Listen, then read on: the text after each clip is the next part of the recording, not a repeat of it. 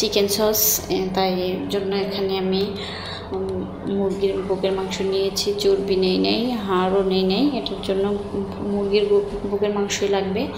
তারপর লবণ, হলুদ আর ভিনেগার দিয়ে এখানে 1 টেবিল চামচ ভিনেগার দিয়েছি, 1 টেবিল চামচ সয়া সস দিয়েছি।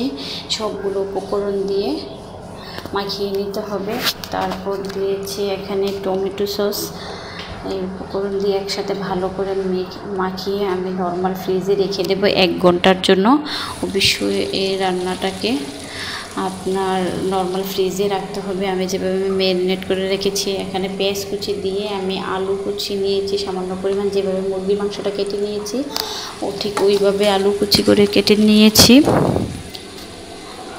এই তো এখন যেই মাংসটাকে আমি মাখিয়ে নর্মাল ফ্রিজে রেখেছিলাম, দেখুন কি সুন্দর একটা কালার এসেছে। আর এই এখন উপর থেকে আমি পেঁয়াজ বড় বড় করে কেটে দিয়েছি। তো স্ক্রিনে দেখতেই পাচ্ছিলেন। আবারও আমি মরিচের গুঁড়ো, হলুদের গুঁড়া সামান্য পরিমাণ দিয়ে, ধনিয়া গুঁড়া, জিরা গুঁড়ো দিয়ে এটাকে কষিয়ে নেব ভালো করে। দেখুন কষানোর পরে কি সুন্দর একটা কালার চলে এসেছে। অনেকক্ষণ সময় ধরে কষাতে হবে।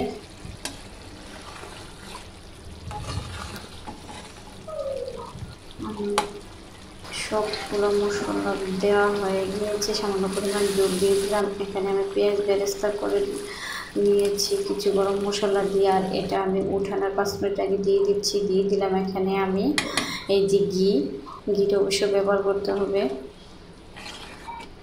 ঘি না থাকলে তেলও দিতে পারেন লাস্ট মুহূর্তে উঠানোর টাইমে।